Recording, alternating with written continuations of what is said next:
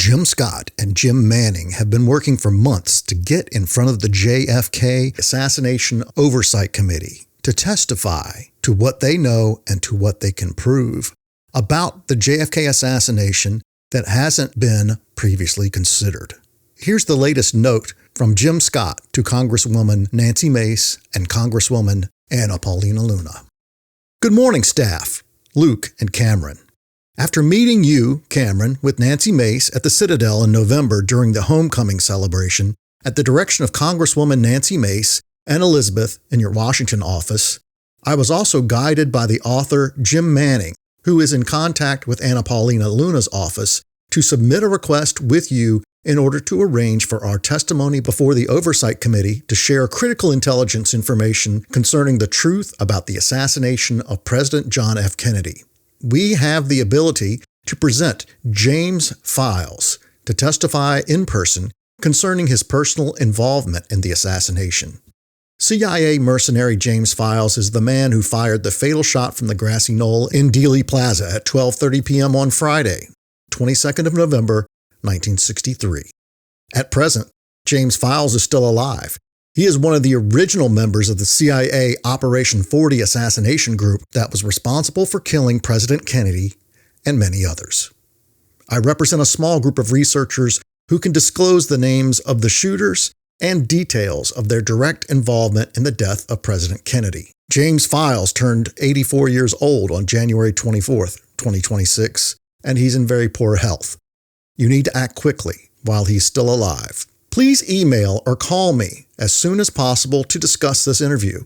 I can quickly explain the urgency of this historic matter. You have the opportunity to present the testimony of the man who fired the shot from the Grassy Knoll in Dealey Plaza. Here are many of the details of the top-secret true story about how the CIA assassinated President John F. Kennedy. Feel free to share this with everyone you know who would want to know the truth. You might want to cut and paste this to save it as a Word document. Here, we will continue on with a full explanation of the information Jim Scott shared with Congresswoman Nancy Mace and Congresswoman Paulina Luna. We can hope that an opportunity to testify is imminent. What you are about to hear is the disclosure of a truth you will never get from the CIA, the Secret Service, or the FBI. For decades, the American public has been fed a narrative, the Warren Commission's story of a lone gunman. But the official story is just the surface. Today we go below the waterline to look at the deep state corruption that has directed American history from the shadows. Lee Harvey Oswald was a patsy. He said it himself. And the evidence backs it up. He was not a shooter in Dealey Plaza. He was a man set up by the CIA. The real story comes from the men in secret rooms and behind the fences. According to hundreds of hours of private conversations between Chicago Mafia made man Johnny Roselli and Robert Clayton Buick, there were at least 4 shooters and 7 shots fired. The names you need to know? Marshall Caifano, Charles Nicoletti, Malcolm Mac Wallace, and the man who could end the mystery once and for all, CIA mercenary James Files. Here's the breakdown of Operation Zipper. Marshall Caifano fired from the Triple Railroad overpass, hitting the limo windshield and the president's throat.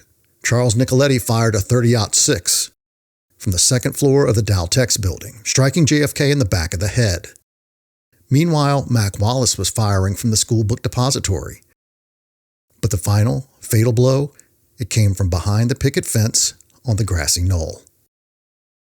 James Files, acting as a backup shooter under the CIA pseudonym Colonel John Felter, fired a single shot from a Remington XP-100 chambered in a .221 fireball. It was a Mercury-Fill bullet that struck President Kennedy in the right temple. Basically, all I did, I took a 9mm full metal jacket bullet and carefully drilled a deep pocket into it, like a really deep hollow point. I filled that full of a liquid, in this case red dye, and then I sealed it with epoxy.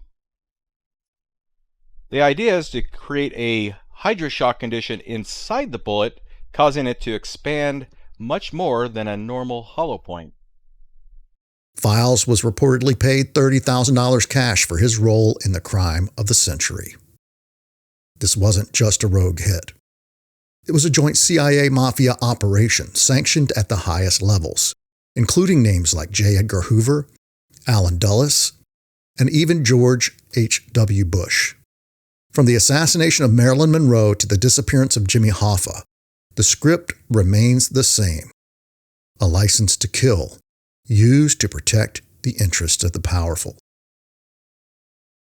The clock is ticking. James Files is in failing health, and this opportunity for truth is fleeting. It's time to discuss the truth and fix the problem. This isn't just a cold case. It's a live investigation. As of early 2026, the push for total disclosure is reaching a boiling point. Key members of the House Oversight Committee, including Representatives Nancy Mace and Paulina Luna, are being briefed on this explosive evidence. But we are racing against a clock that cannot be reset. James Files, a charter member of the CIA's notorious Operation 40 assassination group, turned 84 on January 24th. His health is failing rapidly. He is the last living link to the shooters of Dealey Plaza, and he is ready to talk. The evidence is ready. We have the smoking gun. The formerly top-secret Operation Zipper document leaked from the estate of Robert Trumbull Crowley, the CIA's own former Deputy Director of Clandestine Operations. This hand-typed 1963 original document doesn't just suggest a conspiracy. It maps the exact link between the CIA, FBI, Joint Chiefs, and the Chicago Mafia. Jim Manning has put 60 years of effort into his research. He's an expert on the JFK assassination, as well as the importance of the Robert Trumbull Crowley evidence that was first shared in the book Regicide. Manning's book, Patriotism Unhinged, puts the information in Regicide into greater focus. His testimony would be earth-shattering. Researcher Jim Scott, who represents the team ready to present James Files to Congress, has made the plea clear. Act now. Whether it's the Oversight Committee, the JFK investigation teams, or the national media, the window to hear from the man behind the picket fence is closing. The CIA used Operation 40 to change the course of the American Republic. We have the names. We have the details. And for a very short time longer, we have the man who pulled the trigger. The truth is waiting. Will Washington listen before it's too late? It's time to disclose the truth and fix the problem. As the scripture says in John 8:32, "And ye shall know the truth, and the truth shall make you free." Jim Manning wanted to add, from the philosopher Edmund Burke, "The only thing necessary for the triumph of evil is for good men to do nothing."